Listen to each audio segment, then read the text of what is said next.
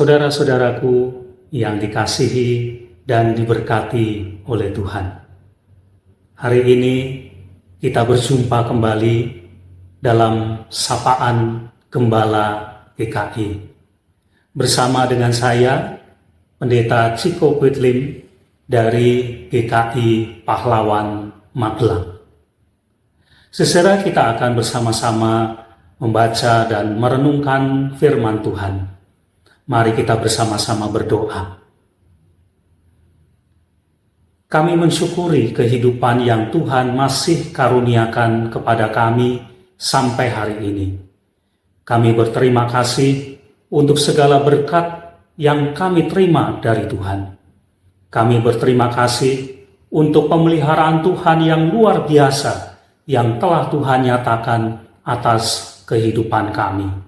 Kami mensyukuri kasih setia Tuhan yang tidak pernah berhenti mengalir dalam hidup kami. Bapa, pada saat ini kami akan bersama-sama membaca dan merenungkan firman Tuhan. Kami mohon berkat dari Tuhan supaya kami dapat mengertinya, dan biarlah firman Tuhan ini boleh menjadi dasar dan pegangan dalam hidup kami. Terima kasih Bapa di surga. Dalam nama Tuhan Yesus kami berdoa. Amin. Saudara, firman Tuhan tertulis di dalam Injil Yohanes pasal 10 ayat yang ke-9. Akulah pintu. Barang siapa masuk melalui aku, ia akan selamat, dan ia akan masuk dan keluar dan menemukan padang rumput. Seserah ada sebuah lagu yang dulu sering kita nyanyikan. Lagu ini syairnya berkata begini. Ke gunung tinggi, ku naik, mencari damai. Ke lembah curam, ku turun, mencari damai. Namun akhirnya damai tiada kudapati juga, kecuali hanya di dalam Yesus Tuhan. Saudara, lagu ini ingin mengajar kepada kita bahwa dalam hidup kita membutuhkan keadaan yang damai, keadaan yang tenang, keadaan yang damai, keadaan yang aman, keadaan yang bahagia, yang terlepas dari berbagai persoalan dalam hidup kita. Kita merindukan itu. Dan karena itu kemudian kita mencarinya. Di mana? Ke gunung tinggi. Kita naik, mencari damai. Ke lembah curam kita turun, mencari damai. Tapi akhirnya damai itu tiada kita dapati juga, kecuali kita dapatkan damai itu, kehidupan yang baik itu hanya di dalam Kristus Tuhan. Saudara, memang dalam kehidupan kita membutuhkan damai. Kita membutuhkan kehidupan yang tenang, kita membutuhkan kehidupan yang bahagia, dan kita kemudian mencarinya. Namun dalam upaya untuk mencari damai dalam hidupnya, ada orang yang tidak menemukan damai yang sejati itu. Kenapa? Karena mereka mencarinya di tempat yang salah. Ada orang berpikir, kalau dia kaya, kalau dia banyak uang, kalau dia punya banyak simpanan, maka dia akan damai. Betulkah harta kekayaan itu bisa mendatangkan damai? Mungkin iya, tapi hanya sesaat saja ketika kita memilikinya.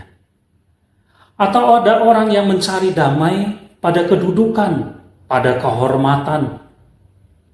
Apakah dia akan dapatkan? Mungkin dia akan dapatkan, tapi hanya sesaat saja, selama dia dihormati, selama dia punya kedudukan. Ada orang yang mencari damai dengan mengandalkan orang lain. Dia punya backing, dia punya orang yang bisa memenuhi apa yang menjadi keinginannya, mungkin rasa tenang, mungkin rasa damai. Tapi apakah dia dapat? Ya mungkin saja dia dapat, tapi itu bukan damai yang sejati. Dan firman Tuhan mengajarkan kepada kita bahwa damai yang sejati itu tidak akan kita dapatkan dari apapun, dari siapapun, kecuali hanya dari Yesus.